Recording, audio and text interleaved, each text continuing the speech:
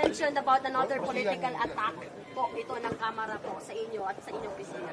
Yes, nabanggit ko kanina sa statement ko na kapareho lang ito nung nangyari noong nakaraang taon. Noong nakaraang taon, nagdrama ay confidential funds. Ngayong taon naman ito na namang sa Committee on Good Governance. Ma'am, you did not take an oath po during your intro kanina. Yes, rightly so. Kasi nagpadala sila ng rules at pinag-aralan ko yung rules nila. Nakalagay doon sa rules nila na witnesses lang yung mag-o-oath. Paulit-ulit na sinabi kanina na resource person ako. So sabi ko, bakit naman ako mag-o-oath na resource person ang sinabi sa akin.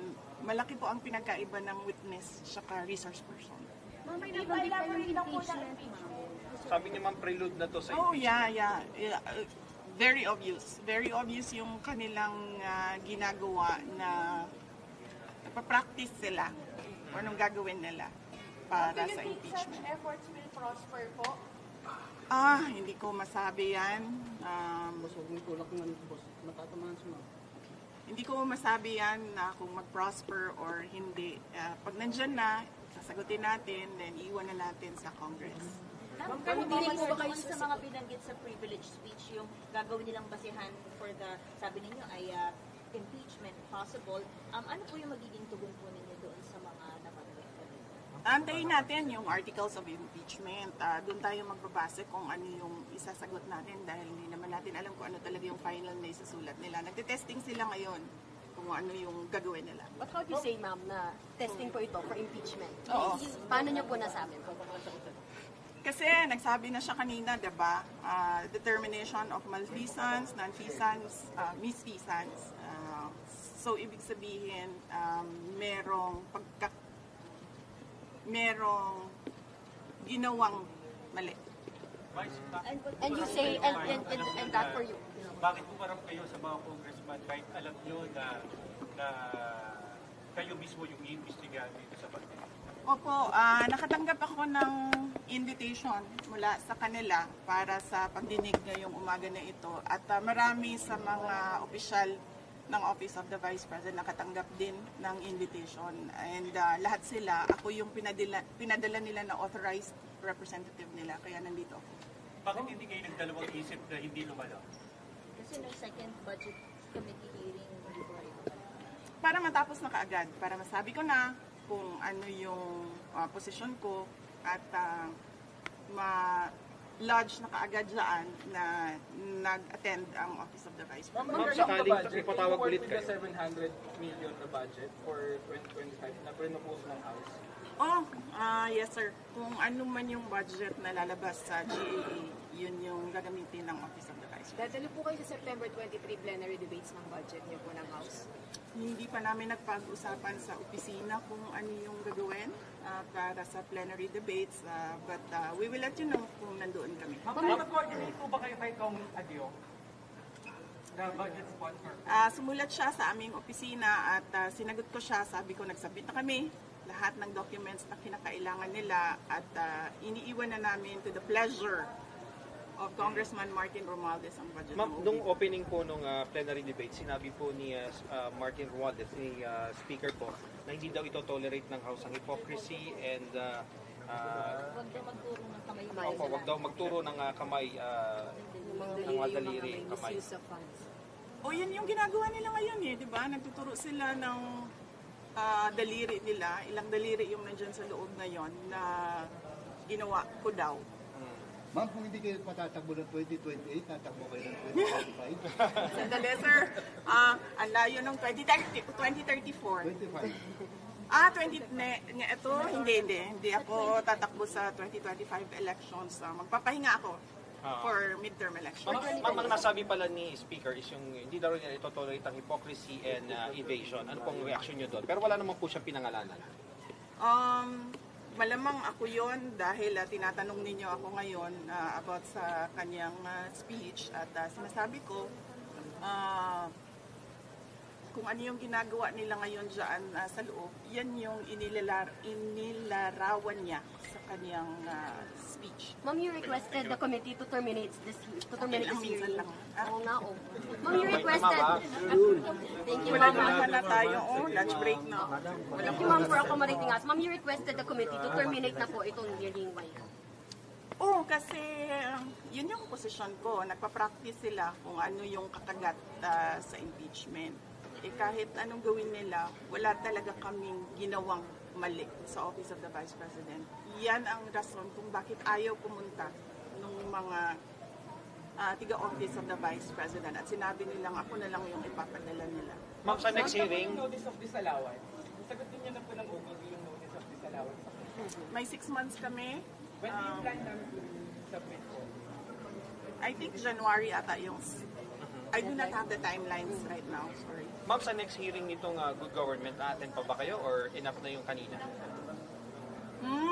Magdedepende yan kung anong gagawin nila sa loob ng committee. Ma'am, yung ibang congressman nagsasabi po na wala naman daw po silang usap-usapan about impeachment. Sa inyo lang daw po nanggagaling yun pong impeachment na allegations. Naku, sino tiga-inquirer dito? Why, ma'am? Wala dito? Kasi last year, di ba, lumabas na yung interview ni Congresswoman Franz Castro at sinabi niya na may impeachment at sinabi niya yung 3 na grounds for impeachment. Last year pa yun, ma'am. Ma'am, I'm from Inquirer, pero clarify din po ni Congresswoman Franz na hindi raw involved yung leadership.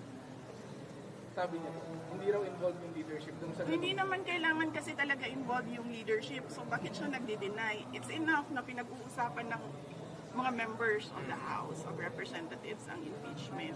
Hindi naman kailangan involved ang leadership. Pero ano sinasabi ng mga kaibigan nyo? Ongoing pa rin ba yung usapan sa impeachment? O paano sinasabi sa inyo ng mga close friend nyo dito sa House?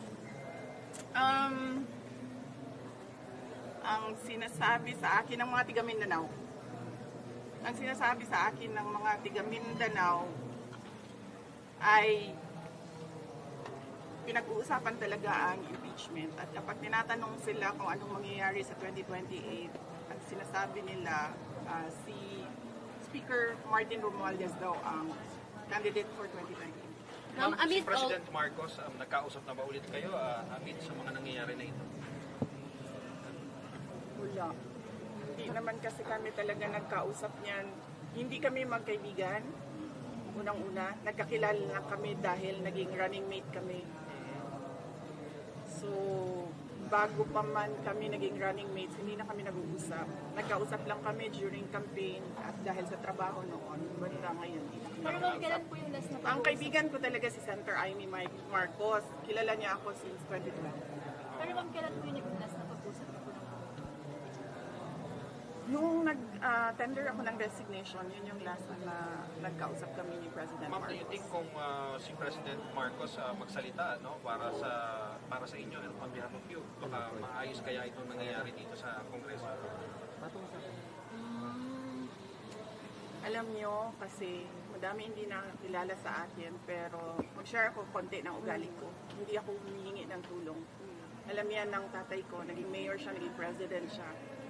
Hindi ako humihingi ng tulong talaga. Kaya nga kanina kung nakita ninyo, lumapit ako kay Congresswoman Gloria Arroyo. Sinabihan ko siya, ma'am, huwag ka na magpa-stress. Dahil dito sa ginagawa nila sa akin, kaya ko ito. Don't stress yourself about it. Yan din ang sinabi ko kay Congressman Marcoleta. Ma'am, sa gitna po ng lahat ng ito, how are you po? How do you feel about what's happening right now? And you mentioning even about the impeachment or possible. Iniisip ko lang na kapartihan ng journey ko as a government official, yung lahat ng nangyayari ngayon. Ma'am, sa tingin niyo po may hand si PBBM sa nangyayari ngayon dito sa Congress? Actions against you and the Duterte family. Sa tingin niyo may hand si Pangulo? Ma'am, hindi ko sagutin yan kasi sarcastic yung sagot ko dyan. Next. So, kumusta si Presidente Duterte?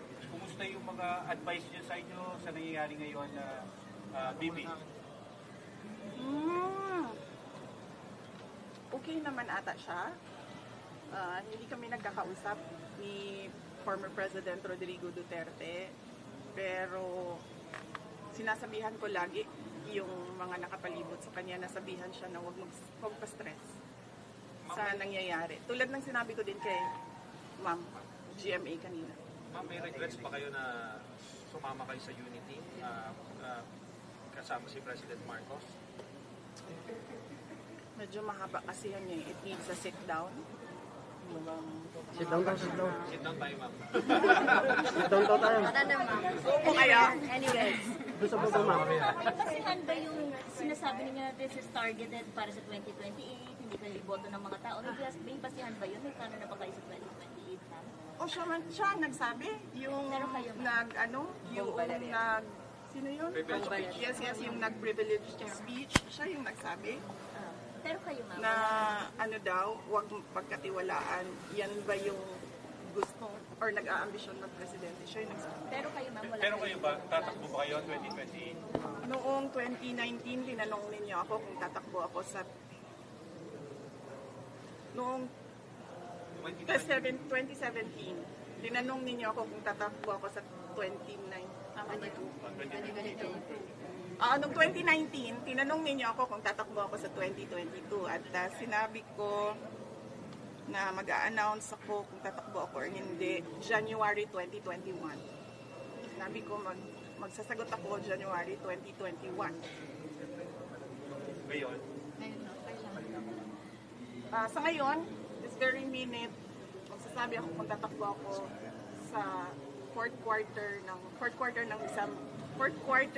2026. 2026. Bibi, sorry to ask this question. Nagsisisi po ba kayo hindi nyo sinunod yung payo ng tatay nyo about sa pagtakbo? Hindi nyo po. That is a very good question. Needs a sit down. Bibigyan kita ng pakonti ngayon. Naririnig nyo si PRD, di ba, ngayon? Nagsasabi siya, huwag ka tumakbo, President. Ngayon, sinasabi niya, yan din ang sinabi niya noong 2021. Huwag ka tumakbong President. Kasi nanggaling na ako dyan, sabi niya, hindi siya madali na trabaho. Maawa ako sa iyo. He never said na run for President. Pero ma'am, never again na po kayo to team with the Marcos. May sasabihin pa si ma'am, sorry. Yes, I am. Pero ma'am, mga never again na to team with the Marcoses. Never again. Why, ma'am? Sit down tayo. Sige, ma'am. Kailan niyo gusto, ma'am? Sa baba, ma'am. Ma'am, last question na lang. You kind of turned emotional when we asked you kamusta ka na kanina and you not asking for help to anyone, even kay CGMA, kay Kung Ma'am. makikita niyo, di ba, kahit asawa ko wala siya dito. Hindi ako tao na humihingi ng tulong. Sinabihan ko lang yung asawa ko kanina, sabi ko, maganda ka lang. Kasi sabi niya magluto ako, sabi ko, okay, sige magluto ka lang for dinner. Sit down natin, ma'am. Kailan ma'am? Sit down. Ma'am, kailan niyo sit down? Sharean na lang kita. Joke lang. Tanggalin yung mic. Ma'am, sharean ko sila. Ayusin na namin. Ayusin namin. Salamat po.